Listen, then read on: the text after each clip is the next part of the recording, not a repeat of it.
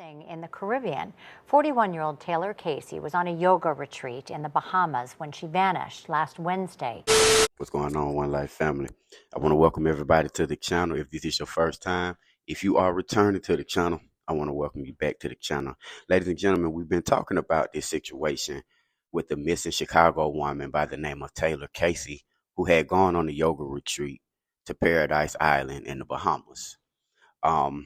She had gone out there to get certified in some yoga training and stuff like that, and her family had last spoken with her last Tuesday, which was like June the 18th, I want to say.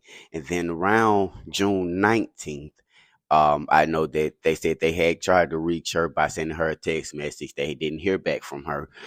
So they thought nothing of it until the Thursday when the yoga instructor, I want to assume that's who she was, called and asked the family, have y'all heard from Taylor? She didn't show up to her classes and things of that nature.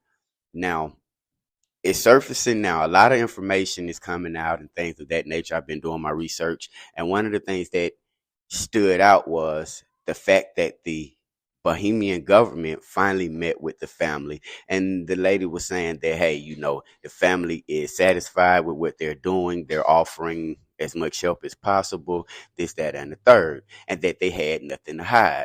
Now, that was a very odd statement for them to make. Ladies and gentlemen, this is a situation that we have definitely seen before with the Shanquella Robinson and the Cabo 6 situation over in Mexico. There's a lot more in common with these two incidences, than you may know. And now I'm not saying that there was a fight or anything like that occurred, but I do believe there's foul play. Authorities said that they did find Taylor Casey's phone in the middle of the ocean. Okay, so that gives me a form of foul play, and people are claiming to not have seen anything. The same thing that happened with the Cabo 6 at the resort. Nobody seen anything, or woo woo, they only had the video. So as of right now, it's starting to surface. And what I mean by more similarities is the fact that it's starting to come out that Taylor Casey was a transgender woman. Now, initially, I hadn't paid this information any attention. But after receiving this information and it's circulating and coming out, I went and did some research. And now the problem that I believe we're going to face as a community, as Americans against the Bahamas, is a similar situation to what the Mexico stance was when they were saying that it was gender-based violence. Okay, because now they're saying that Taylor Casey, who's a transgender woman, could have been involved in foul play. Now, when it comes to the Bahamas, they are not LGBTQ friendly. Okay, that is one of the worst places that you can go if that is your preference. Okay, now in the Bahamas, there are laws which I went and I just, something just was telling me to think, because although America accepts certain things and certain things are accepted in certain places, it's not always a worldwide friendly conversation. Okay, a lot of countries stand firm on not participating in LGBTQ activities. A lot of countries, they're still firm on that. Bahamas is one of them.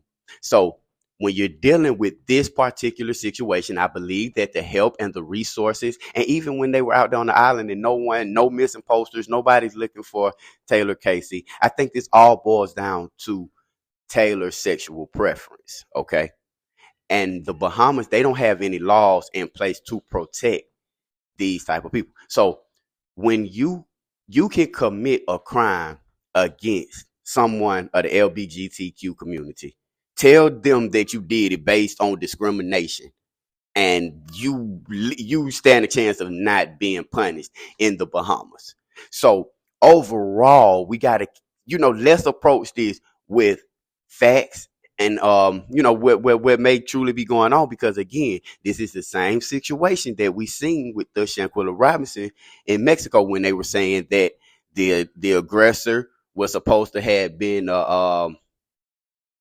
were saying that they were supposed to have been, I don't know correct term, a trans person or something. Like, I don't know the correct terminology to say it, but I'm trying to say it as respectfully possible so that I don't get canceled. But I think that's a lot of what we're dealing with here. I think the government over in the Bahamas, they're going to do what they can to kind of brush this thing away. We have to keep bringing awareness to it. We have to keep staying on the situation, sharing the situation, and putting pressure on them to get Taylor Casey's family some justice. But I just wanted to kind of bring an update and explain to